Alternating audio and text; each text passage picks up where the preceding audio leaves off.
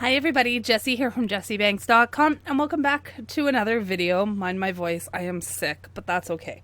Let's get through this. So I'm kicking things off with MFT's Sweet Celebration Wishes. I did already color this one up with my Copic markers, but I wanted to play with the Posca pens that I used in the previous video, just kind of seeing how they'd work into my card making and stuff. So I figured these images will be perfect. I'll pull out 4 colors of my Posca pens. I have beige, light coral, or coral pink, pardon me, aqua green, and violet are the 4 colors I'm using.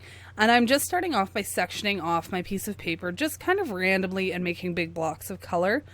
I am using a hot press watercolor paper in this video. I think the next time I do this, I'll try something a little more smoother, like a Bristol paper or something.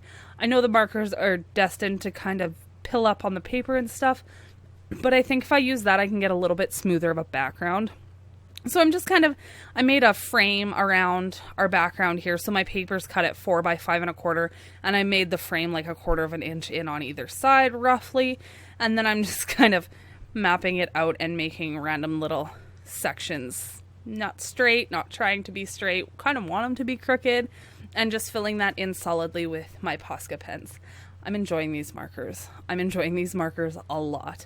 I kind of get into a funk in the new year where I'm like, I need to do something new. I feel like I'm doing the same thing over again. I'm really bored of what I'm making. So I go and buy something new and fall in love with it and then go back into old habits usually. But I digress. I'm currently enjoying using these Posca markers. So we're just going to get all of these filled in, and then I'm just going to take the same colors and kind of hatch them into the color below and above. So like the beige will go into the coral here, and then the coral will go into the beige and then into that aqua green as well. Just so they kind of look like they fade together without having to try and blend the wet acrylic paint together. But I think it looks really neat when it's done and all of our stuff is on it. Initially I had intended for the beige to be at the top of the card, and when we get to building the card, I actually kind of map it out and decide I want it the other way around, so the violet ends up being at the top and the beige at the bottom. But it was fine. It was no big deal. So like I said, I'm having a blast with these. I think I'm going to pick up a few more here. I started off, I've got my little banner, the bunting up at the top here, and I'm going to stamp Sending Sweet Celebration Wishes down at the bottom.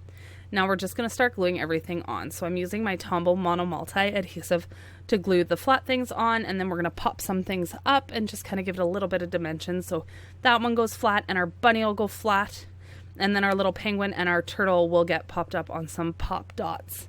And that's really all there is to this card, you guys. Again, it was just kind of a video trying to work in how I'm going to use Posca pens maybe in my card making, or if they're just going to stick to the art I don't do on YouTube here. I tend to just kind of keep this for my crafting, so I don't know if anybody's interested in the other stuff, so I'll just keep it to crafting. So yeah, but they work really, really well for backgrounds. I like how solid the color is. I like how opaque the acrylic goes on. It's really easy to control in the marker form. It's kind of got a lot of pluses to it. But that's it for this card, you guys. If you do enjoy this, I would love for you to subscribe to the channel. Give this video a thumbs up. It helps it reach other people, and I truly appreciate it.